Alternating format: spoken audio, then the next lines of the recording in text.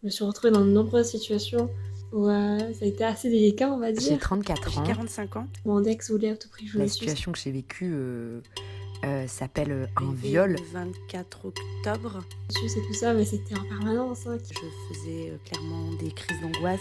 Mais évidemment, je m'en suis rendu compte beaucoup trop tard. Tu dis plus rien, tu le laisses faire. Et là, on finit par se dire, bon, voilà, ça va durer quelques minutes, il fait ce qu'il va faire et puis basta, quoi. Tu aimes la personne, tu ne veux pas, tu veux essayer de comprendre. En plus, tu l'as revu, qu'est-ce que vont dire les gens? C'est ma faute. Je l'ai vécu en plus à 30 ans, donc il y a un truc un peu honteux de vivre ça à 30 ans. J'ai 34 ans et en fait, la situation que j'ai vécue s'appelle un viol, mais évidemment, je m'en suis rendu compte beaucoup trop tard. Je l'ai vécu en plus à 30 ans, donc il y a un truc un peu honteux de vivre ça à 30 ans. J'ai compris après pourquoi. Moi, j'avais monté une boîte avec mon associé qui était devenu en fait un de mes meilleurs amis. Voilà, a priori, le bon père de famille, hyper sympa, etc. Et il était bien sûr maqué. Et on a eu une petite aventure ensemble, une liaison, voilà, extra-conjugale, dont on n'était pas fiers tous les deux. On faisait partie de la même troupe de théâtre et à un week-end où on s'était tous retrouvés. Évidemment, on était saouls tous les deux. Et vers 2h du mat, il a un peu, je voyais qu'il me chauffait un peu, qu'il me faisait des avances. Et on est allé plus loin dans les fourrés. Et moi, j'ai dit non. Vraiment parce que j'avais peur, en fait. Et notamment qu'on nous capte, qu'on nous cale, parce que il y avait l'interdit de toute la dimension immorale de cette liaison. J'ai dit non, il a insisté, j'ai dit non, il a dit allez viens. J'ai fini par céder. Et j'ai une boule au ventre là quand j'en parle. J'ai fini par céder et je me rappelle de la douleur que j'ai eue, cette douleur que j'ai encore, et du sentiment en fait d'être hyper sale après ça. Et je me suis souvenue de m'être sentie hyper sale, d'avoir enfoui ça, de pas l'avoir vécu comme un viol, alors que quand tu dis non, c'est un viol, et parce que j'avais cédé, en fait, voilà. Et c'est quand même assez récent, hein, ce slogan, j'allais dire, de consentir n'est pas céder, céder n'est pas consentir, pardon. Oh, joli lapsus. Et plus tard, donc, quand je lui ai dit je quitte la boîte parce que tu m'as violée, enfin bon bref, il a dit à qui voulait l'entendre que pour lui, ce nom était un nom d'excitation, que j'avais déjà dit lors de nos précédents débats, où j'avais dit non parce qu'effectivement c'était interdit et que lui était maqué. Voilà, donc interprétation de ce nom comme une sensation d'excitation de ma part. On a eu plusieurs conversations donc avec l'auteur de mon viol, où je lui ai dit, d'abord, je lui avais dit, quand je pensais que c'était une agression sexuelle, que ça en était une. Il avait pleuré, mais il n'avait rien dit d'autre. Et tout était revenu à la normale. Et pendant au moins 3 ans, j'ai vécu avec ce doute. Qui m'est violée ou pas, je ne savais pas. Et je me voyais dépérir sans du tout faire le lien entre les événements de ce soir-là et mon état qui était vraiment... celui d'une gentille épave qui essayait de vivre et qui ramait à mort pour vivre.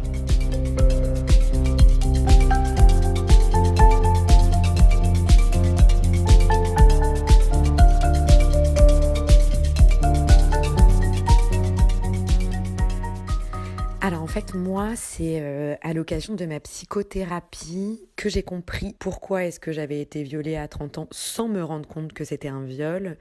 C'était parce que j'avais été victime d'un traumatisme de violence sexuelle, en gros un viol enfant, pour lequel j'ai été en amnésie et je suis toujours en amnésie partielle. Et en fait, quand tu subis un viol enfant, ça te conditionne à accepter qu'une personne de confiance te fasse du mal. Et donc, dans mon cas, évidemment, aucune distinction entre la notion de bien et de mal. Voilà, quand tu te fais violer enfant, tout ton monde est à l'envers et tu ne mets pas du tout les bons termes et les bonnes émotions sur les situations. Après, en gros, je lui ai dit, quelques temps après, grâce à ma psy, voilà ce qui s'est passé, c'était pas normal, ça ressemble à une agression sexuelle. Puis, après quelques mois de travail avec ma psy, j'ai accepté le mot viol. Voilà. Lui-même avait admis que si j'avais été très très mal, puisque j'ai fait un petit séjour en clinique psychiatrique, c'était en partie de sa faute, et il se reconnaissait un petit peu dans ce rôle d'agresseur. Et le jour où je lui ai annoncé que je partais, voilà comment j'aimerais partir, avec évidemment des questions financières, de rachat de parts. Et voilà pourquoi je vais partir, parce que c'est un viol qualifié qui s'est passé ce soir-là. J'ai précisé la date. Dans ma tête un peu naïve, je me disais, il va comprendre en fait, parce que c'est un ami, parce qu'il est conscient, parce qu'il est intelligent, et ça va être dur, mais je pensais qu'il y aurait un dialogue. Et surprise, pas du tout. Donc moi, je devais lui annoncer en fait à la fois mon départ de la boîte, comment est-ce que je voulais partir, en termes de conditions juridiques, financières. Et à côté, donc lui dire, voilà, je pars parce que ce qui s'est passé ce soir-là, ça s'appelle un viol. Et que pour moi, c'est devenu irrespirable, en fait. Et donc la première question qu'il m'a posée, c'est, tu vas porter plainte? Je lui ai dit non, parce que je veux pas détruire ta vie. Et là, il a mis la tête entre ses mains, il a dit, mais t'es en train de gâcher ma vie. Lol, j'ai soulevé les sourcils et puis il a admis, ah ouais, mais moi j'ai aussi gâché la tienne. Voilà, suite à ça, c'était une conversation qu'on a eue à l'extérieur. Il a enfourché son vélo, il m'a dit, t'attends quelque chose de moi? Et j'ai dit, ben ouais, que tu reconnaisses en fait les faits. Il m'a dit, qu'est-ce que tu veux? C'est indiscutable. Et il m'a dit, ben écoute, je te souhaite une très très belle vie. Et à partir de ce moment-là, il a cherché à me détruire en ne me lâchant pas, en n'acceptant pas de me laisser partir de la boîte, en me mettant sous contrôle de plein de manières sur mon travail. Il me mettait des pressions qui étaient vraiment liées au boulot, puisqu'on continuait en fait de bosser ensemble, tant que l'affaire n'était pas juridiquement réglée entre nos deux avocats. Sachant que lui, il séchait ses rendez-vous d'avocat, il faisait tout en fait pour que ça ne se résolve pas. Déni total, évidemment. Il m'a traîné dans la boue par rapport à nos amis, enfin il les a appelés en donnant sa version des faits, en étant dans le déni, et il leur a demandé aussi de confirmer par écrit que il savait, mes amis donc, que lui était accusé de viol pour préparer un dossier d'attaque en diffamation privée.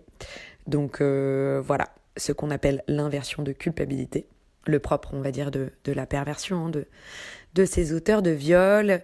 Et jusqu'au moment où son avocat l'a secoué, en fait, et lui a dit maintenant, il va falloir être pragmatique, il va falloir faire en sorte que vous en sortiez gagnant de tout ça aussi. Et pour s'en sortir gagnant, il fallait aussi que moi, je sois gagnante, donc qu'il me paye. Bon, je t'épargne le dénouement qui est finalement que j'ai accepté une somme qui était très inférieure à celle que j'aurais dû recevoir, mais en fait, moi, je voulais que ça s'arrête. Voilà. Et en fait, ce qui a été hyper compliqué, c'est qu'on partageait le même monde social, notamment, et que, en fait, quand tu parles, tu dois prendre la décision soit d'imploser, soit d'exploser ton monde, avec tous les dommages collatéraux que ça comporte.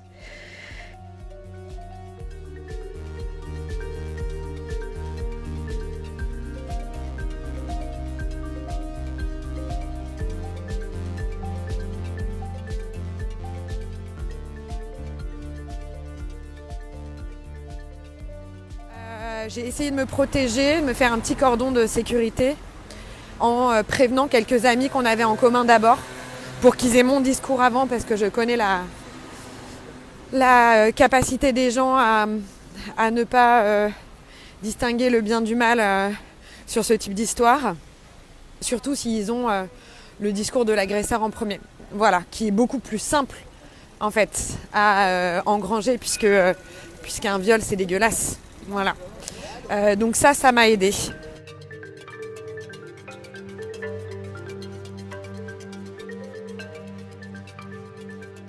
Et il appelait des amis en commun en pleurs, en niant, en racontant une mauvaise version des faits, en cherchant des preuves écrites pour pouvoir porter plainte contre moi pour diffamation. Et en fait, à ce moment-là, c'est ouf parce que t'as vraiment l'impression d'être une proie. Une proie que son agresseur ne veut pas lâcher, alors que toi, dans ton raisonnement, tu te dis, mais en fait, C'est simple, tu es conscient des choses, donc en fait tu t'excuses et tu répares. Est-ce que ça m'est déjà arrivé, la zone grise? Alors moi déjà j'aime pas trop ce terme parce que en fait quand il n'y a pas de consentement explicite, globalement c'est un viol, voilà. Donc pour moi il n'y a pas de zone grise. Après en termes de vécu, effectivement j'en ai eu plein. Quand je repense à mes histoires d'amour passées, ou mes histoires de cul d'ailleurs. Il y a vraiment une injonction à parler, il faut parler, la parole se libère. Mais en fait, c'est horrible les conséquences de cette parole, en fait. Donc moi, je dis, il faut parler, mais pas à n'importe quel prix. Parce que le prix, il est d'abord délétère pour toi-même.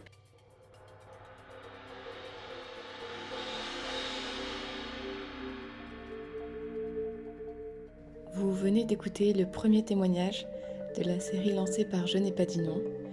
Si l'épisode vous a plu et que vous souhaitez vous-même contribuer à cette série, n'hésitez pas à nous envoyer un message et à nous livrer votre propre récit. À bientôt pour un prochain témoignage.